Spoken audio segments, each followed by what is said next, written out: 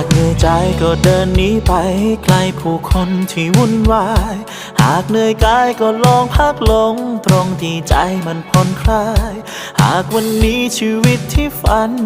มันยังไม่เป็นดังใจไม่เป็นไรค่อยเริ่มกันใหม่พรุ่งนี้ออกเดินทางไปบนถนนหาตัวตนที่เรามีว่าวันนี้ชีวิตที่ดีมันมีความสุขอยู่จริงไหมสิ่งที่ใจเราไขว่คว้า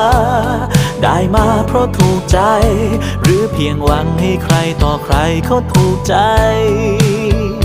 ทิ้งมันไปก่อนตอนที่ใจหวัง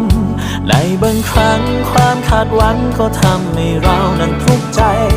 วางมันไปก่อนตอนที่ใจ